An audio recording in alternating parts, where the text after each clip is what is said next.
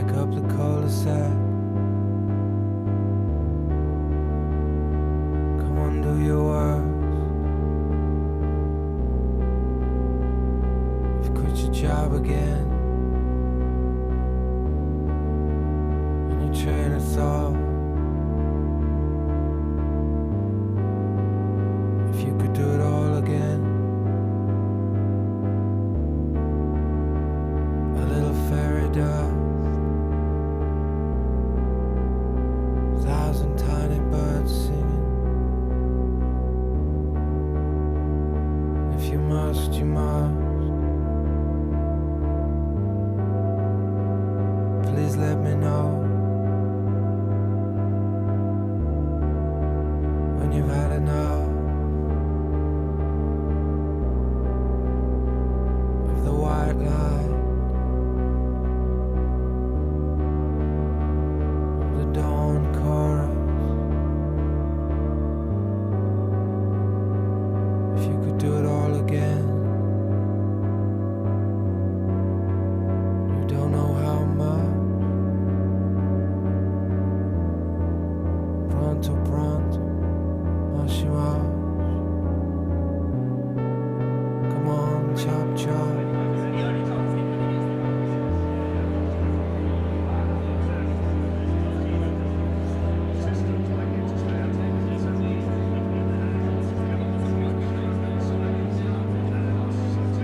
If you could do it all again, yeah, without a second thought. I don't like leaving. Door shut. I think I missed something, but I'm not sure what. The middle of the vortex. Wind picked up. Shook up the soot from the chimney pot into spiral pattern. You, my love,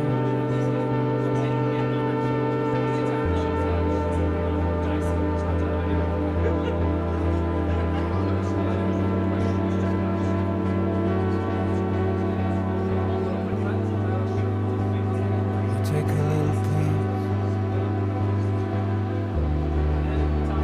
and you break it off. It's a bloody racket. It's the dawn chorus. You could do it all again. Big deal, so what?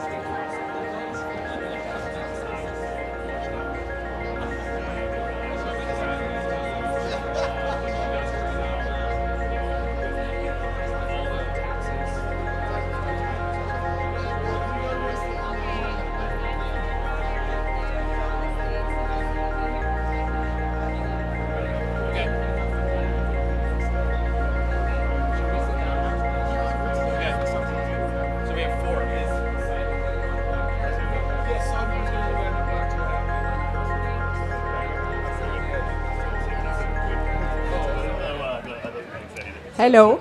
Yeah. It's working. It's like we're friends. Take a slip covers. No offense, I was more into myself.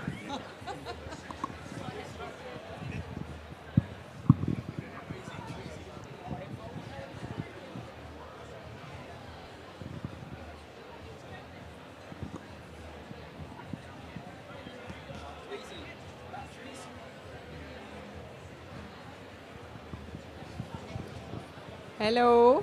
Hi, everyone.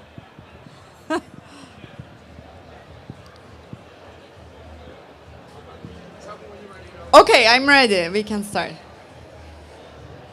So we have it up.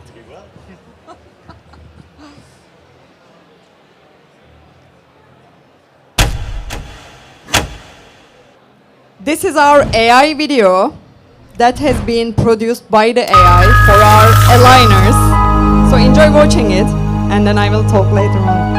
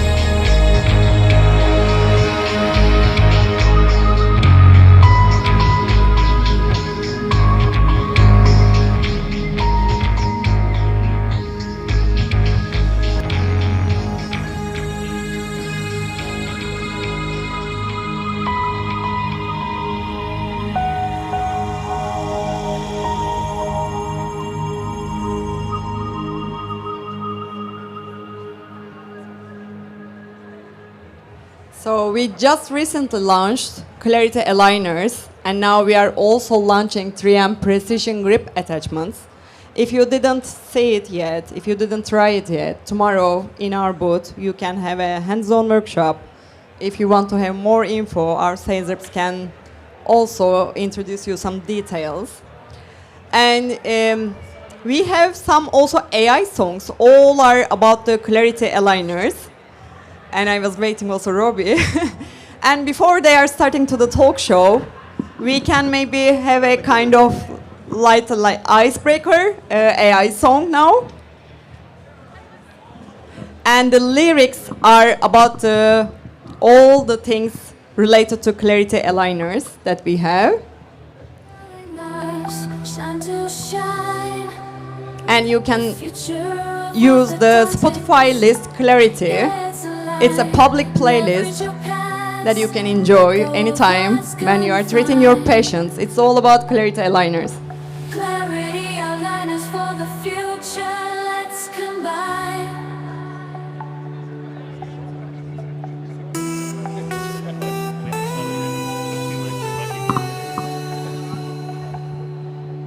Blend the trend, make it hybrid, we're gonna soar. A revolution in your smile, open up that door.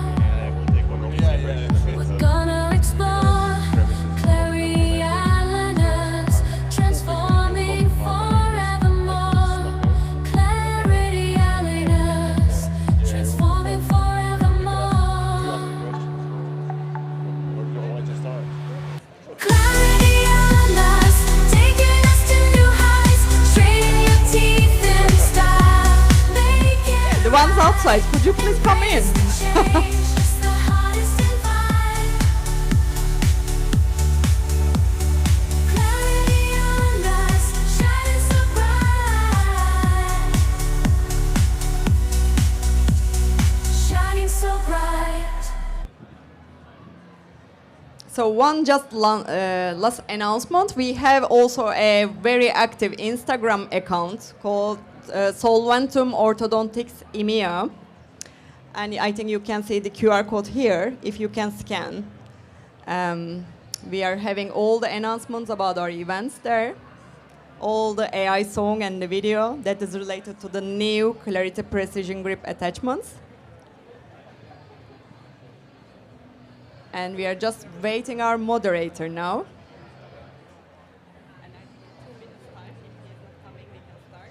Perfect. So I can pick Get greater clarity. It's time to shine. The future of orthodontics, yeah, it's aligned. Leverage your past. Let go of what's confined. Clarity aligners for the future. Let's combine. Bend the trend, make it hybrid. We're gonna soar. A revolution in your smile. Open up that door. We're gonna explore. Clarity aligners, transforming forevermore.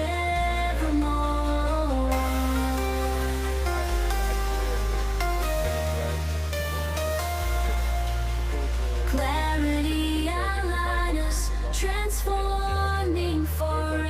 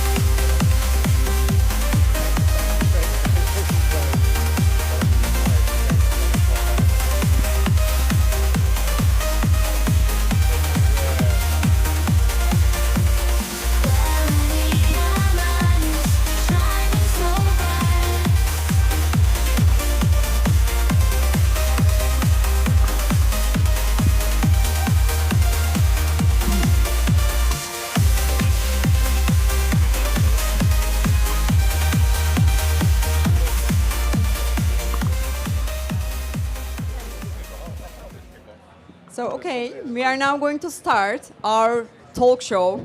This is going to be also live broadcasted on LinkedIn of the dentistry account.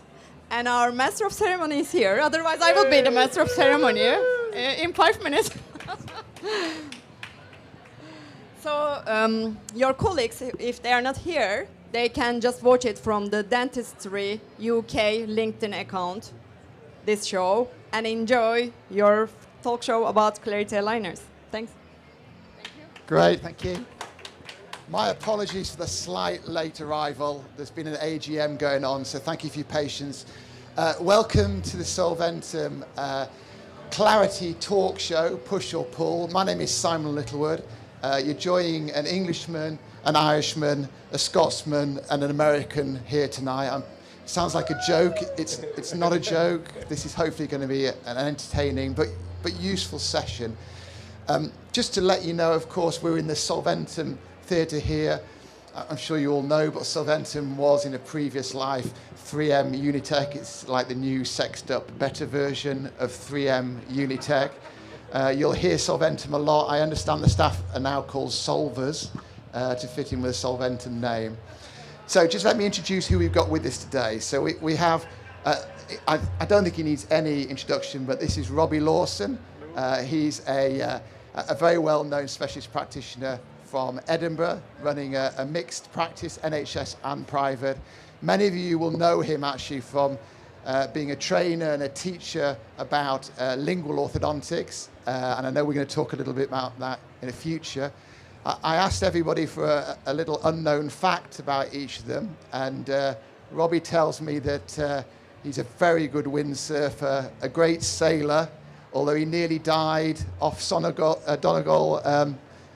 with 15-foot waves 2 years ago. I'm absolutely delighted that he survived because he is taking over as the president of the British Orthodontic Society next year. We have Stephen O'Connor. Stephen is a consultant from Guy's Hospital in London, taking a big role in orthodontic surgery and teaching the postgrads. And also in the other half of his job, he works in a prestigious practice in Harley Street, treating complex multidisciplinary cases and doing a lot of work with what we will refer to tonight as hybrid appliances, lingual appliances, aligners, as well as traditional fixed appliances.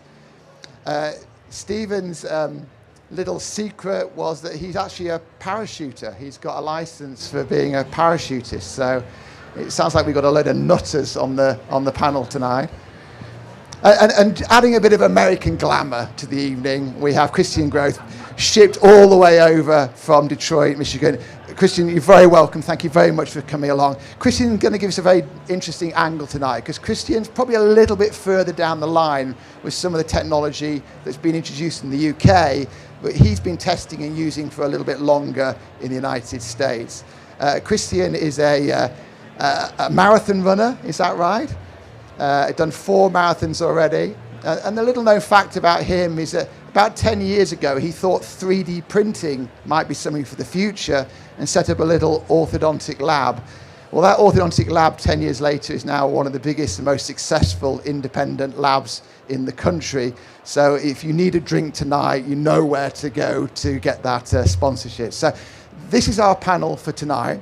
Just to give you a little bit of background, we're in an era, I think, a kind of transition period in orthodontics where we've moved from traditional orthodontics to digital. And we're probably at different stages of that journey. Most of us are digital notes, digital x-rays, digital photos, probably scanners now, and maybe 3D printing. And it's opened up a new world in what we can do in orthodontics. But I think it's kind of opened up a world of different silos. We can do some aligner treatment, and we might go to a website for that. We might do some indirect bonding. We'll go to another website for that. And maybe we'll do some lingual orthodontics. And it feels like we've got lots of different tools for treating patients, but they're all in different toolboxes. Now that's changed because 3M have introduced a 3M All Care portal where everything is together, where all the records go together. It's a really superbly intuitive portal. And if you haven't seen it, I'd encourage you to try and get a look at it from the stand. I think we probably will show you some bits tonight. So we're going to look into that a little bit more, and I'm going to ask these experts their experience so far with that. So if I can start with the elder statesman of the group, Mr. Robbie Lawson. Robbie, you run a really successful practice. You've done lingual orthodontics for years. Why did you decide to actually almost jump into something new with this new portal?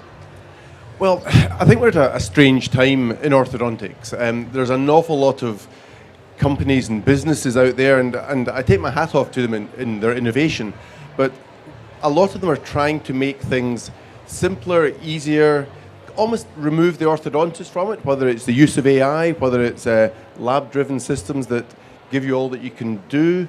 The reality is that I think if we take a step back, look at the evidence, and there is a lot of evidence there, and actually keep it real, we realize there is a difference between appliances. Some appliances, well, all appliances are not equal.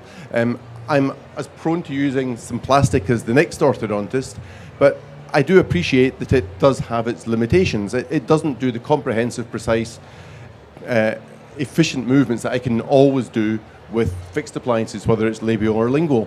So I think that this has the potential to put the orthodontist back at the center of things. So rather than be a user of an appliance or a follower of a doctrine, we can use the brain that we've been expensively and extensively taught and developed to try to think what's best for the patient and the malocclusion and the individual components of the malocclusion. I've been using, I'm coming at this from a lingual angle. I've used customized lingual appliances of various types since 1997, and I've been using Incognito for probably since 2007. It is absolutely magnificent, and I love the ability to set something up, get a roadmap, and have an appliance that takes me to where I want to be. I'm quite realistic though, and a lot of my patients like to have something separate in the opposite arch, and here having something which allows me to have a labial appliance that will coordinate with the same, or to aspire to the same degree of fit as I would have with my upper and lower lingual, with using different appliances, is putting me in a much better place. So I've dived in with the Oral Care Portal. I can give you my experiences for where I am 6 months in. Again, keeping it real, it will probably be another 12 months before I tell you if it's giving me the accuracy that I'm hoping from it. But certainly I'm finding just now that integrating different appliances in different arches with that roadmap to take me to where I'm wanting to go is certainly seems to be working towards an element of what I'm achieving with my lingual with other systems, and be able to integrate them to the betterment of the patient for comfort, choice, without me having to compromise my ideals for what the patient is choosing. Brilliant, Robbie. We'll probably come back and revisit some of the lingual stuff later on. Steve, Stephen, if I can come to you, working in the Harley Street practice, I can only imagine you've got some slightly challenging patients that you treat there, expecting very high standards. And you're introducing this relatively new technology. So tell us how that's been for you. Actually, potentially quite rewarding. As Robbie says, it's probably going to take another 12, 18 months until I really figure out, or we all really figure out, how suitable the results are. But what I tend to find with a lot of my patients, predominantly whom are adults, they present with relatively complicated malocclusions, most of which are not particularly amenable to treatment with aligners alone, in my view at least, or in my hands. And having the ability to offer a hybrid service, so for instance, people who have an increased overbite due to a curvus in the lower arch, which is a pretty common feature of an adult population, potentially being able to set up a case to treat them with an aligner in their upper arch and a labial fixed appliance, or in theory a lingual fixed appliance in the opposing arch, is very attractive. I've actually had patients in the past over the years ask, when I explain, these are the features of your diagnosis, these certain features are not amenable to treatment with an aligner, for example. People have posed the question previously, can you treat my case with an aligner in one arch, fixed appliance in another? And previously for me, the answer had kind of been no, because while it would be feasible to do, it's expensive in terms of the lab bill for setting things up, and in terms of setting up the case for an aligner setup, you don't really have a suitable opposing arch to set up with. So the potential facility of having the tools necessary to set up hybrid cases in one easily accessible toolbox is an attraction for me, certainly. The other thing that's potentially quite nice is in the other half of my week, I spend a lot of, I treat a lot of my cases by delegation, and being able to potentially indirect bond my labial setups, like we do with our lingual setups, and as Christian might tell us about, indirect bond 3D printed attachments for aligners, just gives a potentially more control and precision to delegation, which is something that is, for me, very attractive and potentially sustainable, because I think I can do a very good labial bond up directly, but it's potentially going to be easier for me to do it indirectly and a bit more pleasant in the long term. So that's been the attraction for me, so far at least. Great, thank you. I think we will come back and look at the details of the indirect bonding, but if I can come to Christian now, because I mentioned you're a little bit further down the line than we are in the UK. You've been using the clear aligners, the new Clarity aligners a little bit longer. I know there's some new technology in there, but can I ask you about the indirect bonding first? Because that's something that's been around for years. We've all perhaps dabbled with it, maybe fallen out with it and come back. So tell me, because I know you have moved across to the indirect bonding. So how have you done this? Has it been expensive? Has it worked? Yeah, so I come at this from a little bit different angle in the sense that I do no lingual, and the hybrid treatments in my practice are a little bit different, where we start with a fixed appliance, then move to a removable appliance versus opposing arches. In my training, I did 2 indirect bonding cases, and those cases ended up being 80% direct indirect bond because the process didn't work out. Most of the brackets came off when that tray came off, and I swore off indirect bonding forever. I joined a practice where we were direct bonding cases, and we were using SureSmile, which is not terribly popular anymore, but it was a great way to standardize a group practice. So we operate a group practice where we co-treat, and sometimes up to 4 doctors will see that same patient across treatment, and it's very, very difficult if you all have different tendencies and different ways to treat to standardize doctors, even though we worked very hard at that. SureSmile made as many cases more difficult as it did more easy. So when indirect bonding came into the digital world, we've always been quick to jump on new systems. We were working on a system that we did all the work. We 3D printed the trays, and it was just a massive undertaking to be in the office. So when we were approached by 3M that an indirect bonding solution was going to be coming out, we jumped on it immediately. And I cannot tell you how game-changing it has been in our office. My staff love it, but the patients and parents, it's unbelievable to see the parents' eyes almost light up when they realize how easy the process is. Because almost all of the parents that have gone through my practice have had braces in the past, and they remember the process of the retractors and the cement and being, open for 15, 20, sometimes 30 plus minutes at a time. And so when their child goes through this and the brackets are on in under 15 minutes most often, sometimes under 10, they all say, I wish I had this when I was a kid. So it has been a very, very easy transition, and it really has been enabled by the flash-free bracket.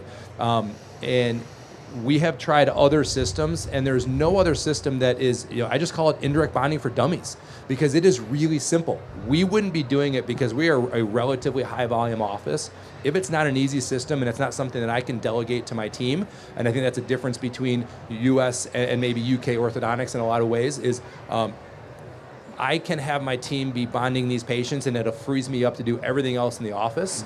And in all of that comes just as good, if not better, more consistent long-term results. So we've been on it since the inception, which I believe is 2018, 2019. So we are almost 100%. As long as I have the time to do it, the patient doesn't want those braces on faster, we are doing indirect bonding with the system. Great. Well, actually, in the UK, we can delegate now. We have orthodontic therapists, so we're moving to that model. But can I just ask you to expand a little bit more about the importance of flash-free brackets? Because I think that really has changed the indirect bonding. Can you just explain why?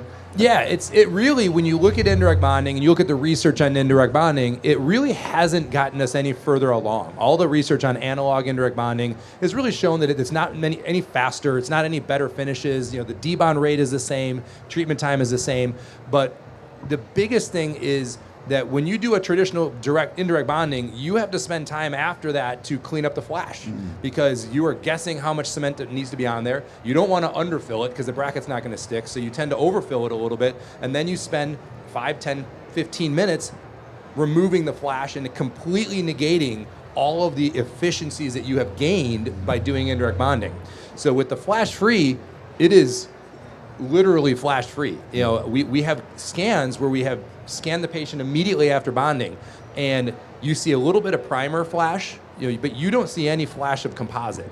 And that really right there is the big difference between this system and every other system out there. There's no one else that has that technology, and I guarantee you we would not be doing indirect bonding if it wasn't for the flash-free bracket. That is the key to the whole system in my mind. Now there's a cost, obviously, to this, cost of the trays. I don't know if you can share what the cost is you pay in the States, and we can give an approximate equivalent in the UK, and really talk about whether you feel that cost has been covered or perhaps saved, more than saved. Yeah, so our setup to get the trays is approximately $200 US. You know how that translates. I'm not great at math, so it translates somehow.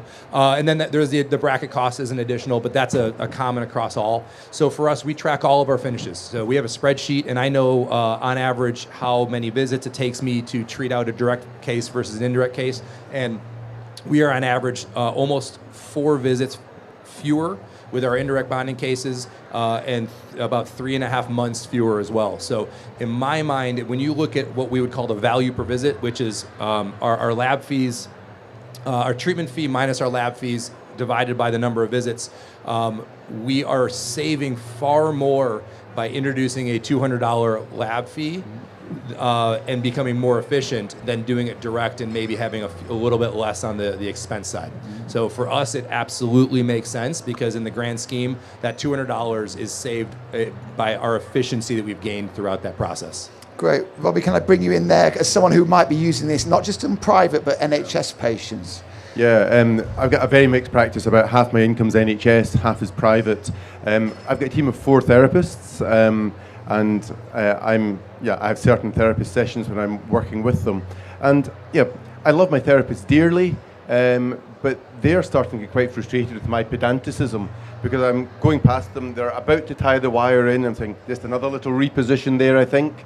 Or they're asking me to take the tweeds and do a little bit of wire bending to try to get the precision. And I think this will work well. Now, I haven't got this into my NHS flow yet, purely because of the actual mechanics of it. In Scotland, we have to get prior approval for each case. So I haven't quite got my flow of getting the approval in place, having to bring them in for a fresh scan so that it's contemporary in the growing patient. But I think I will do this. I'm going to look to maybe take 50 cases in the next couple of months and put them into the NHS mix. We've got a set fee in Scotland, as you do in England. You're variable with your UAAs. We have a fee per item of service. But I kind of think that the 167 quid that it is, of which now that I'm a mere Portman associate, I only pay half, is probably going to be worth it to me to stop that frustration and the stretch of the therapist-orthodontist bond in that the brackets are probably in the right place. And if they're not, it's my fault, not my therapist's fault. So I think it will probably work financially. It will mean a slight change in workflow in that there's that extra scan at a contemporaneous time to make sure that it's fitted in a timely manner. But I'm certainly going to go for it, and I'll be reporting back to you in 18 months as to how that's working. And thank you. And Stephen, can you just give us an idea what it's like starting this new technique? All techniques have a little bit of teething problems. What was it like loading up the trays? What was it like bonding with these trays? Generally speaking, very, very straightforward. We're all pretty experienced now, I think, with recording intraoral scans or silicone impressions, if that's what you do for aligners, and uploading those records for prescription and design of your customized appliance. So very, very similar for the indirect labial bonding technique. Likewise, if you already treat with lingual cases, the indirect bonding process is very, very similar. In fact, I would go so far as to say easier, because I suppose without quite the wealth of experience that Robbie has with customized lingual appliances, I do find that I get, depending on how my assistant has loaded my lingual appliance brackets, some excess flash, and then I spend quite a bit of time cleaning up the interproximal and interdental areas. With labial indirect bonding, with the flash-free indirect brackets, there is none of that whatsoever. So it actually makes the bond-up process very, very quick and easy. And actually, it seems to be pretty good bond strengths from my limited experience thus far, because one of my apprehensions would be, do I save time at my bond-up and then lose time through bracket debonds at a higher rate? But that hasn't borne out to be the case with my, albeit small, sample size so far. About the trickiest part of the process for indirect bonding with labial setup is loading the brackets into the bonding tray, which takes a little bit of learning and a very, very small, precise set of tweezers. But I think with a little bit of practice, well, I'm sure with a little bit of practice, my assistant staff will master that no problem. And I think with quite a lot of practice, I might just about master it myself. But yeah, the process has been pretty seamless and pretty easy. There's a little bit of a learning curve, I think, with the hybrid cases that I've been trying to treat. And by hybrid, I mean a different appliance in each arch. Because as I say, one of the attractions from my point of view will be an aligner in an upper arch and a labial appliance in a lower arch, particularly for increased overbite cases. But because of the aesthetic demands of such cases, the lower arch labial appliance is going to be ceramic brackets. So then my fear will be wear on the opposing arch and size of edges. So still kind of working out the kinks of that particular workflow. How I've been trying to manage it has been bite ramps on the upper aligner, elastic, kind of cushion the modules with the cushion on top of the bracket tie wings in the opposing arch, because the patient will have their aligner out for eating, and posterior disclusion in the lower arch. And that seems to be bearing out, practically speaking, pretty well so far. And my thinking is I will probably end up finishing most of these cases after I have leveled and aligned by undertaking a refinement and finishing both arches with aligners, which I think sounds a little bit like what you might be doing, Christian.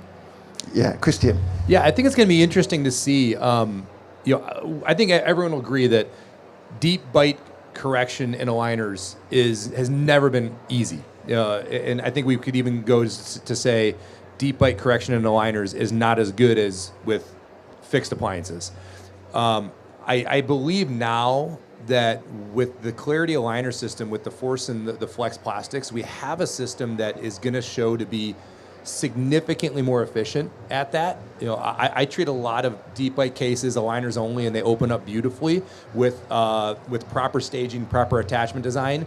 And it'd be interesting to see, you guys who have been doing true hybrid aligners, braces, will you get to a level of comfort to say, I don't need to have braces anymore because now we actually have a mousetrap that does what it says it's going to do, that what you see on the screen is what you get in the mouth, versus historically we have not been able to get there. It's just dragged on and on and on. And how many of us have placed braces on cases at the end because we couldn't get there with aligners?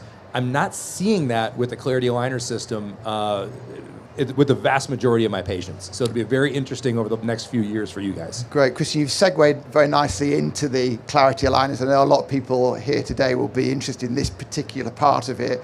The market's opening up with aligners.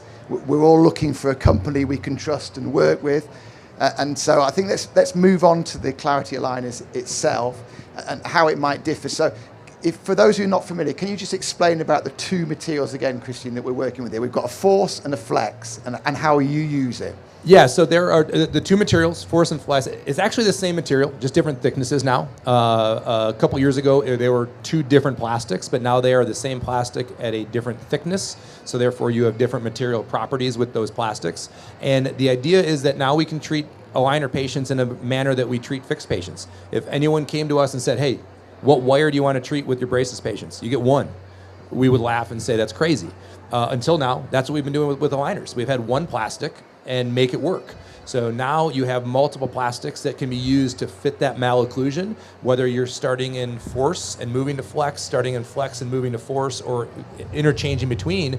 For me, my deep bite cases, I start in the Force plastic. The idea being more of a segmental approach. I use that Force plastic to intrude the anterior, create room interincisally to then start to derotate and open up the bite a little more. So my standard protocol is 10 to 12 stages, only intrusion in the anterior before I switch to flex, which is a great plastic for everything else. And I'm seeing at that first refinement, and I believe every single aligner patient is going to get a refinement. At that first refinement, instead of being 10 to 20% open of what I expected, I'm closer to 75% open. I'm taking a lot of cases and turning them into pretty standard overbite cases using a force-first approach. Is this going to reduce the amount of refinements you have, do you think, with those two materials? I believe it already has. My limited data, and I haven't crunched the numbers well enough, but I am seeing fewer refinements compared to other aligner systems that we have used. I'm seeing fewer overall stages, and I'm seeing fewer attachments needed. I actually have had to take attachments off because the trays were too retentive because of how they adapt so well to the teeth. Brilliant. And Stephen, in terms of you using these clear aligners, can we just talk about the staging of this? Are you finding you starting with force first and going to flex, or the other way around, or does it differ? I suppose it differs a little bit in that I'm just getting to know the system myself at the moment. But I'm predominantly starting with force for the reason that Christian's described, because I'm trying to level an arch, and I think it's a more suitable way of trying to address it, in my non-evidence-based opinion.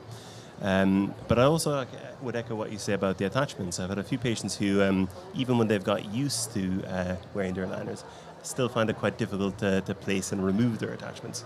So I do get the feeling that the material both retains its strength and kind of characteristics, and also is it's just very, very retentive. The other point I think that you probably were going to be touching on in a moment on this as well is the trimming of the aligners. Again, something I'm personally just getting used to, but with other aligner brands I've had experience with, the aligners will be trimmed and usually scalloped around the margins of the gingiva.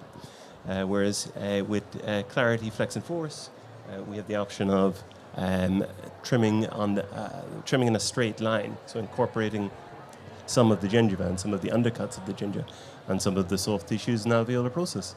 So that might help somewhat, perhaps, in gaining anchorage, not from teeth, but from their supporting structures. Yeah, absolutely. I don't want to bring this back to retention, but for years we've been doing with these retainers. We finish the line above the gingival margin so we get more retention. So the idea of scalloping around the gingival margin was always a no in retainers because it reduced the retention. Christian. What's really great is we're actually getting data on this now. For a long time we've known retainer, trim it higher, it's got more retention. But now we're getting studies showing the force levels that we place on teeth with a scallop margin are significantly lower versus a straight margin or any form of extended margin, scallop extended or straight extended.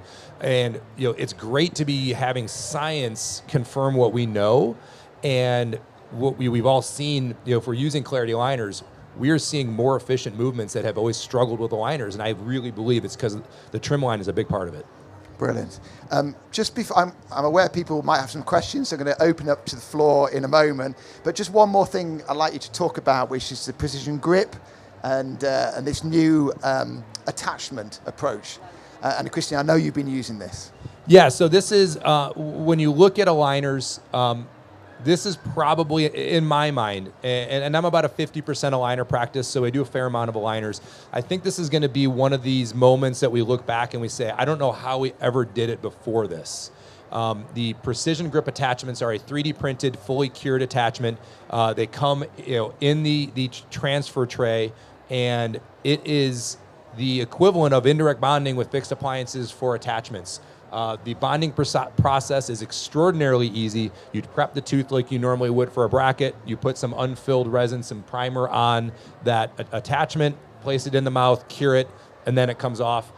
The beauty of this is that it is, for the first time, and we have some slides right here, perfect timing. For the first time, what you see on the screen is what you're going to get in the mouth. And this slide's great. So this is one of my team members, Jessica.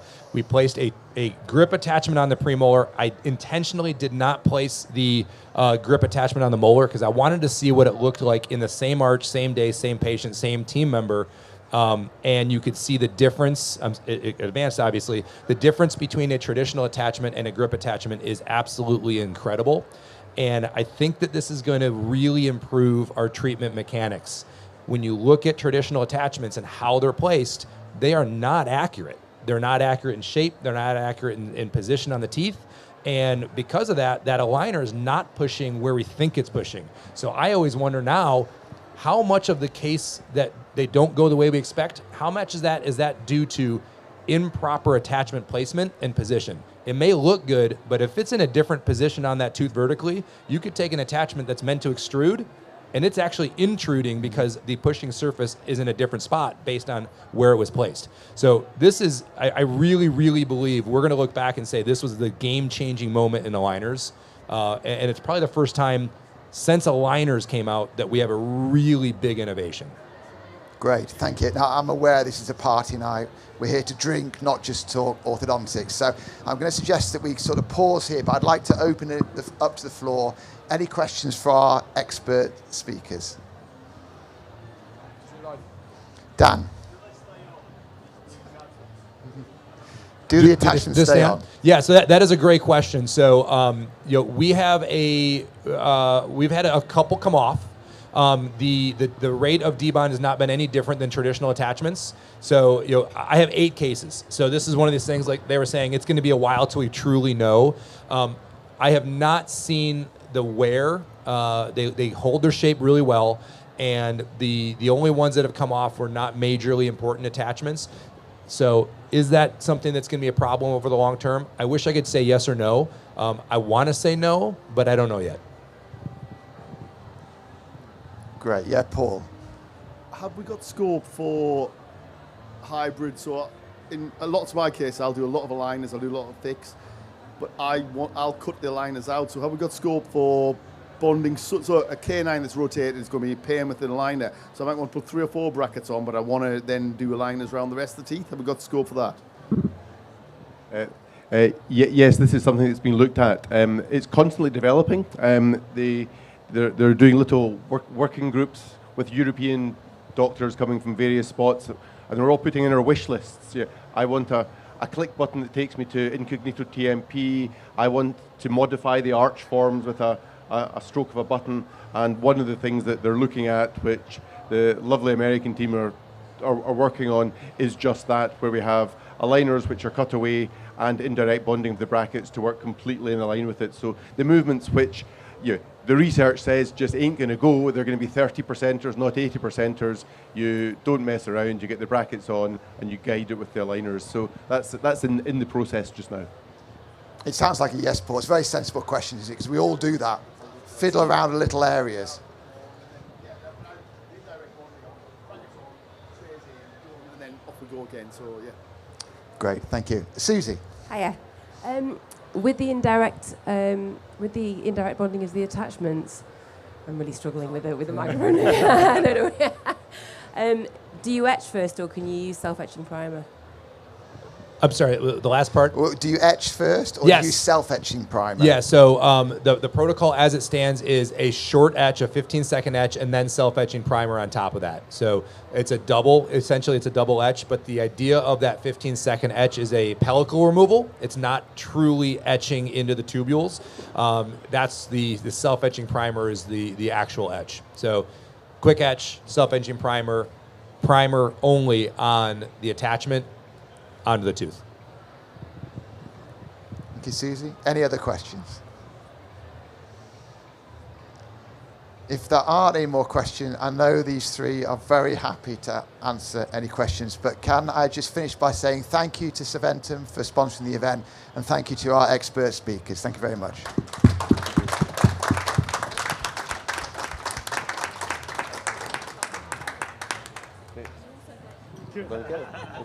And love to meet you in the flesh. Great. No, great stuff. Thank you. Nice to meet you.